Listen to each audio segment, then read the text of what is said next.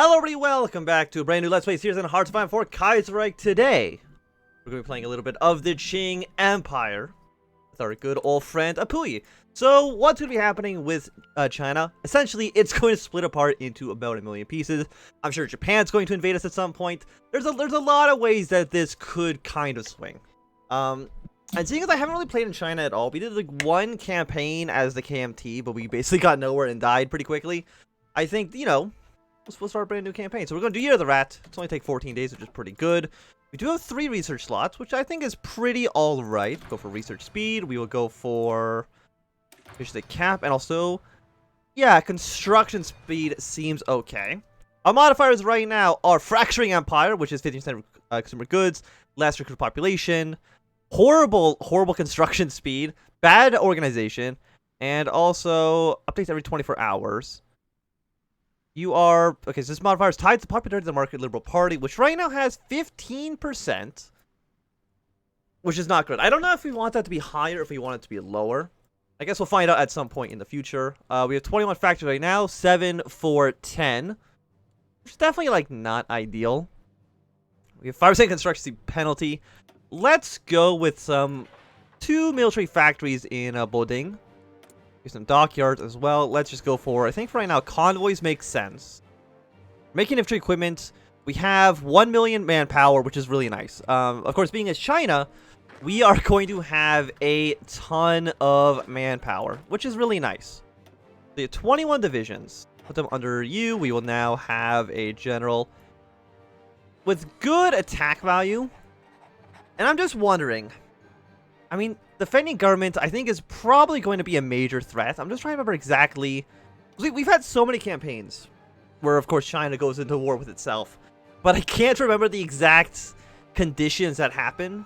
Also, we have 2 more divisions down here, so there we go. Was that all of our troops? Yeah, so we have 23 divisions. We have 26 ships, 75 aircraft.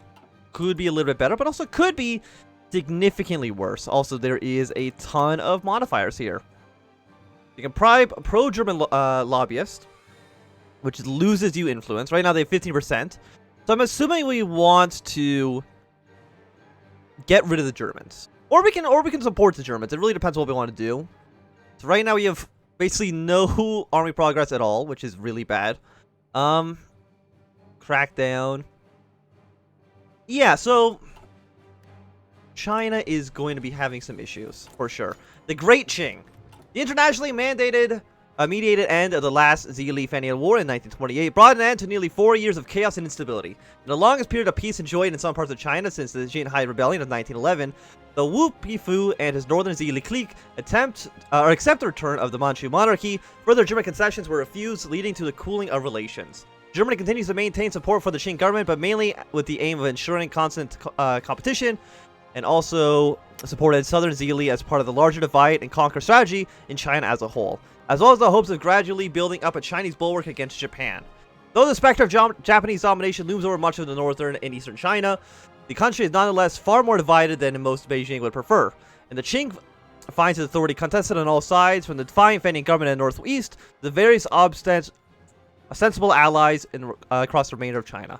Nominal components of the empire gradually are granted near total autonomy and grace of geography and regionalism sentiment. As a result, Qing enters 1936 largely contained in the North China Plain and head of a flattering national order. So I'm not too sure when exactly everything breaks apart. It's going to be soon for sure.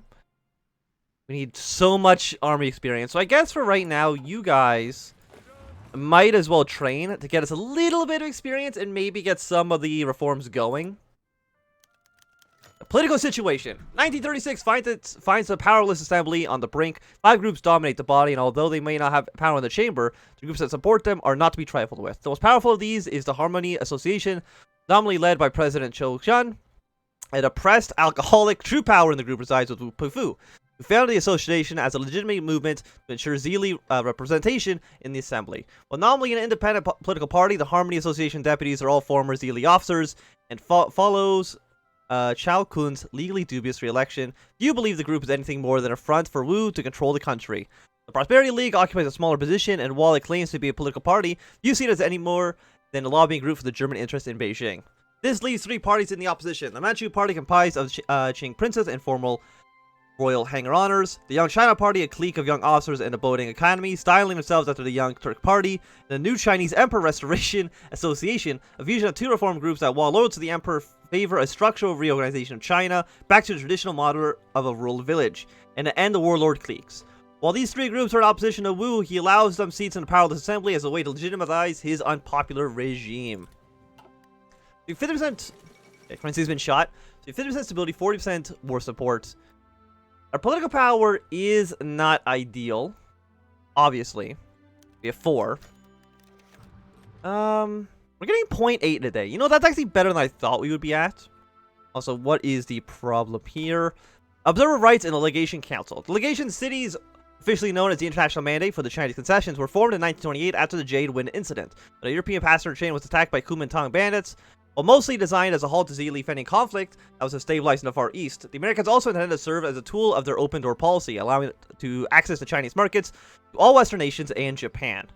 Pursuant on the imperialist aims, the Beijing government has been cut out of all decision-making in the legation cities, despite nominally leasing their territory from us. We have observer status on the council, and we are able to view it into the decisions being taken in their meetings. Beyond that, our interactions with the body are limited at the government level. 5 political power from that, which is not too bad. Why is there so many events here for China? For the last few years, Wu and Chao have spent most of their political capital attempting to restructure and reduce the enormous debt of the Qing Empire. While theoretically possible, the plan has run into numerous challenges, chief being the lack of support from the provisional government. Rumors of instability in the south have further complicated these plans, and Cho Kun is expected to deliver a speech on reducing national debt to the assembly after the New Year celebration later this month. We can bribe lobbyists. I mean, do we want to get rid of the Germans, or do we want to keep the Germans? I can entice German support for 50 political power. We can start kicking you out. We lose... Like, why are you red? Why is this -5 red, but this -5 in green? We lose popularity for the authoritarian democratic. We can encourage anti-German boycotts. You are 10% consumer goods for 60 days. Like, actually, you know what? I don't think that's actually too bad. You know what? Just kick out the Germans. Get them out of here. I'm sure that'll have no repercussions whatsoever. Actually, you know what? I will, though, entice German financial support, so I can get a little bit of political power out of that. I think that's an okay choice. Mostly because 60 days, really isn't that bad. New taxes, political power goes up. I mean, we need to do both anyway, so you know what? Let's get some new taxes while we're here. So the Chinese New Year. In a long, somewhat rambling speech to the mark of the Chinese New Year, Assembly President Cao Kun addressed the need to restore glory to the Qing Empire, unite the country, and repay the debts burdening the economy. He laid down a 3-point plan. 1. Government subsidies and tax cuts would be given to light manufacturer industries. Farmers would get granted tax cuts to grow edible plants instead of cash crops, and an increased tax on provisional governments. 30 political power. I will take it. The sale of the Zine Railroad. Zagain. I don't know how you say it. In the past few weeks, there have been a great deal of economic activity within the League of 8 provinces. The southern conglomerative provinces ruled by our nominal subordinate, Sun Xiaofeng, even more heavily influenced by German economic support than we are. The League has now just finished construction of a major railway, the Zhejiang Line. Though funded by the Germans, it was largely built by Chinese labor, leading many to hope for a more equitable relationship between Germany and the Chinese in the League, at least in economic affairs. A few days ago, surprisingly, the ALG publicly announced its plan to purchase and consolidate a number of eastern railways on behalf of the subsidiary group, the Xiaoteng Esteban Gausskraft, including in a new Zhang route. This move angered many native Chinese residents of the League who saw the Zhejiang Line as a potential building block for an equal relationship between the Europeans and the Asians. Widespread protests have broken out, inflamed by conspiracies of fraud and embezzlement on part of Sun's cronies. So that is basically going to be the event that breaks apart the League of 8 provinces. It's going to completely destroy China as a whole, essentially. Why is there so many things happening? German mining companies increased their operations in eastern Shaanxi. Shaanxi region has always been a good source of coal and useful materials for the empire. Following the Fourth Zili Fenian War, we gained direct control of eastern Shaanxi, a slim area of land that used to belong to Yan Xin's and Shaanxi clique. Our ownership of eastern Shaanxi has been a cause of tension between us and the Shaanxi clique, but for now we are unable to compete with our military strength. Much like the rest of Shaanxi, the area is rich in coal and iron. Multiple German companies took an interest in eastern Shaanxi, and so purchased coal and iron mines there. These mines sit very close to the border of Shaanxi clique, but this has not yet been a problem. However, news just came in that these Eastern Shaanxi companies are going to increase their mining operations and presented plans that show some of their mines falling into Shaanxi-controlled territory. Personally, I do not need to worry about this, but it's likely to cause some problems in the Shaanxi clique. A million times I've said Shaanxi here. With many peasants feeling robbed by these German companies are taking their mines. So Shaanxi is getting some events as well. We're halfway through the episode and we're only on the 20th of January. We've gotten a lot of kind of like backstory for what's happening here. Widespread attacks on foreigners. Following the unrest surrounding the Zhejiang Railway, a number of German investors and businessmen have been savagely attacked by rabid anti-foreign mobs. To make matters worse, a widespread boycott of German goods have began in the south. And this morning, reports reached Beijing of bombings of railway stations in Hangzhou and other cities in the central China Railway. Transportation has ground to a halt in many regions of the League, and KMT guerrillas have using this opportunity to stage increasingly daring attacks on isolated League garrisons. The German ambassador is demanding accountability, and while the League is largely autonomous from our control, we still need to do something. Zhang Bali and other Geely officials have long pushed to exert greater control over the League, and we are urging Wu to use this crisis to leverage greater control over the South. Wu personally is uncertain of this, but is currently drafting a telegram to demand accountability from Sun and others, and we should offer help should he need it. See what Sun has to say.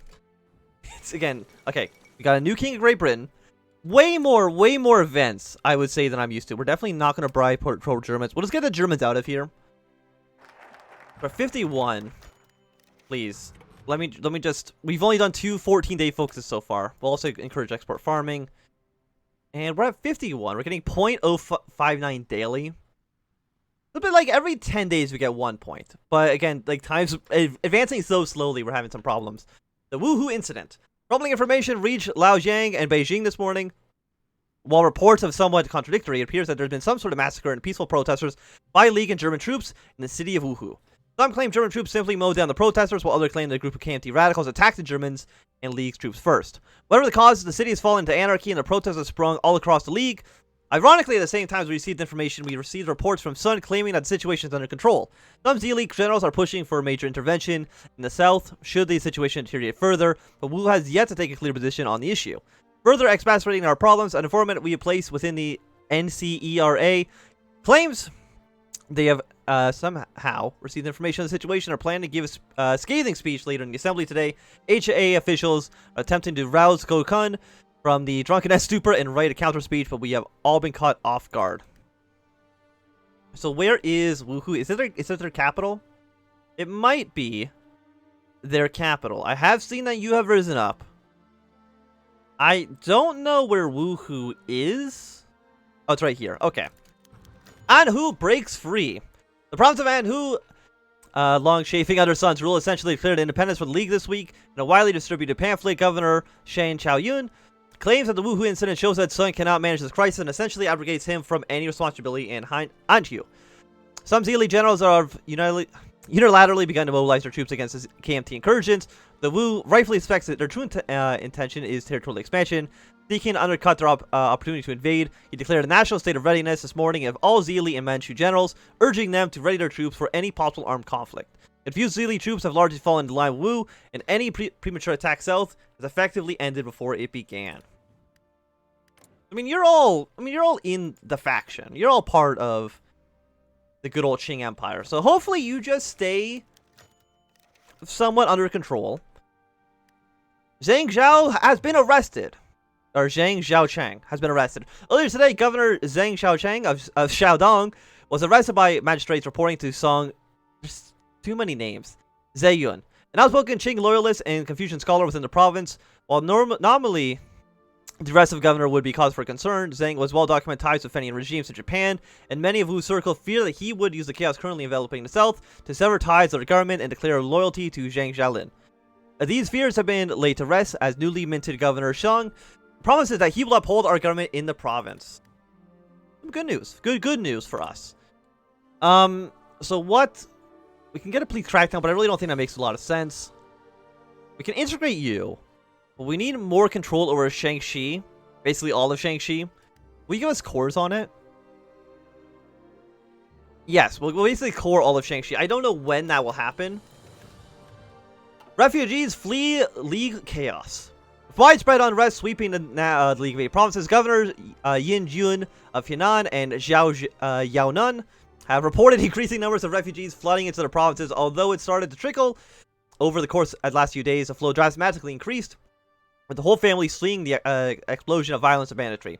Governors have sent worrying telegrams after some of their men interviewed some of the refugees, indicating central authority within the League have collapsed far more than previously thought. Furthermore, they've requested additional food and supplies to deal with the refugees. I can spend 25 political power. Like, political power is much easier to get back than stability.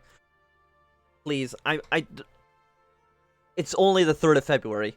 To the eminent President Cao Chun and Imperial Minister Wu Puifu, I, Governor Shen Chaolun, or Tao Yun, humbly ask for funding for my troops, as outlined in the Constitution of a great nation, is responsible for the national government to provide funds to provincial governments to suppress unrest. The situation of League Marshal Sun of Nanjing unclear. I take responsibility to protect the province of Anjou against bandits and leftist agitators. The telegram was delivered to Wu Pufu this morning from Ahu Governor Chen Chaoyun of the Anjing clique. While the tone of the letter was very bold, it appears Chen has restored order in the province. Wu is faced with a choice. Chen would prefer a powerful ally, but if he were firm in his anti-constitutional stance, supporting him in the long term would alienate Germany. I'm fine alienating Germany, to be fair, whose support has essentially will be essentially inevitable against Japan. I don't know if Germany's ever really done anything there. So this is for you, right? Yes, I am fine giving him money. I'm sure everything will be... Please. The death of Wang Xiaobin. Earlier this morning, Wang Xiaobin, a senior member of the Z-Li clique and major ally of Cao Kun, passed away due to old age. While his death is in and of itself a blow to our command structure, it reveals a worrying trend. Many senior Z-Li military officers are of old age, poor health, or both, and the corruption epidemic in our military prevents younger officers from advancing through the ranks. Unless a serious effort is taken, our high command will soon consist of solely doddering, senile old men, terrified of adapting new technologies and doctrines. We have lost a general. We will put you in charge. And you know what? We've gone 2 days without an event happening. You know what? Chen Taoyun affirms our leadership. Thank you. I'm not reading it. I apologize. A letter of thanks from Chen. Like, it's nice that there's so much flavor text in here. Upufus believe in Chinese superiority over the AGs. Yeah, everybody's welcome. If we can counter the Germans, it might come and be a mistake in the long run. And I know you're still breaking apart. We got some decisions available. Is it just... What is the decision? Encourage the anti-German boycott. Yeah, I mean... Yeah, more anti-German boycotts. I don't think Germany can invade us. At least I hope not. What can you do? You need light tanks? Well, we'll start some production on them. I don't know if we need this many rifles. Okay, Austrian Empire's withdraw from Italy. A bloodbath on the Yangtze. Despite our best efforts to deal with the influx of refugees, the governors of the southern provinces are overwhelmed. Following the province-wide declaration of martial law made in Hubei, Governor Zhao Jianyan ordered his troops to shut down all villages and roads leading to province from the League territory and denying entry to all refugees. A large number of them, however, began to amass a bridge over in the Yangtze River, demanding entry. While this started peacefully, it quickly escalated into a full-scale riot as refugees began to pelt Zhao's troops with rocks, bottles, and other debris. Eventually, a group of men who had somehow armed themselves with stolen weapons began shooting at Zhao's troops, who responded by opening fire with machine guns. Those not hit in the storm of bullet fire, stampeding other refugees and leaving their friends and family dead or dying on the bridge. This grisly scene has been repeated up and down the border with the League, as mob refugees have started to force their way into our territory. So we lose a little bit of political power there. Unfortunate. You're the Yangtze, I think. I think it's this river. Wu's nightmare. For the past few weeks, Wu Paifu dreams of a terrifying thought. Tonight, he sees Beijing burning, the ghost of Sun Yat-sen stepping from a collapsing forbidden city and approaching a frozen Yu. Just as he reaches his hand out to touch him, he is awoken by an alarmed official. Apologies for waking you, Commissioner, but this is urgent. He hands Wu a telegram before scuttling away, blinking back to sleep. Wu opens the telegram, reading the characters. His hands start shaking. The worst nightmare has become reality. Sun shot yesterday. PM. Stop. Perpetrator unclear. In coma. Unlikely to wake. Riots widespread. Fleeing with gold and documents. 2 hours later, Sun is Not Sun Yat-sen, because he's dead at this point. Sun is the... Was it Chao Sun? Was he the president? Anyway, 2 hours later, Lao Yang, in a frenzy of activity, documents concerning Sun's more scandalous dealings with Beijing, burn in furnaces while a group of senior Zili officials cough up one another. An unprecedented move. Wu has invited several Manchu nobles, notably Puji and other president for the draft, some sort of unified statement in response to the assassination. Well, I mean, not ideal. The Imperial Navy has fled north. Do I care? Whatever. I don't care. Marshal Qi's offer. Following the acceptance of Governor Chen's request for aid, a message arrived from, I'm assuming you? No, you're someone else. Anyway, get out of here. For the most auspicious Marshal Wu, I, Qi Jiyan, request your aid to suppress rebellion in Anhu. If you are my liege and commissioner, or commander, it is only proper that you assist me in the times of need. Unfortunately for Marshal Qi, our commitment for Governor Chen's forces force us to refuse this. And is that you? No. It's not you. Wait, is it you? No. I don't know who this is, but I am refusing you. Because I've already backed onto you. Emerging meeting of the Zili. Following the collapse of the League to the south, we have gathered nearly all senior Zili-aligned military officers in Luoyang. As the meeting starts, Marshal Wu Puifu opens with a short statement. Fellow soldiers, the time has come. With the collapse of the League, we are, for the first time since the Zhang-Fian War, in a precarious situation. Every choice we make over the next few weeks will determine the outcome of China for decades to come. I would like to remind some, he says, glancing over to more hawkish members of the assembly, that intervention is not necessarily the most sound course of action. We need to weigh our options first before committing. The various generals nod in agreement and begin a series of discussions for the best course of action. Eventually, we're going to get a bunch of events here. But I do think, with all of that's happened, again, in the first month and a half, this is going to be a good time for us to end this episode. Thanks everyone for watching. My name's been Anthem. If you enjoyed, give me a thumbs up. And not enjoy, thumb down. If you want to see more, subscribe, and goodbye.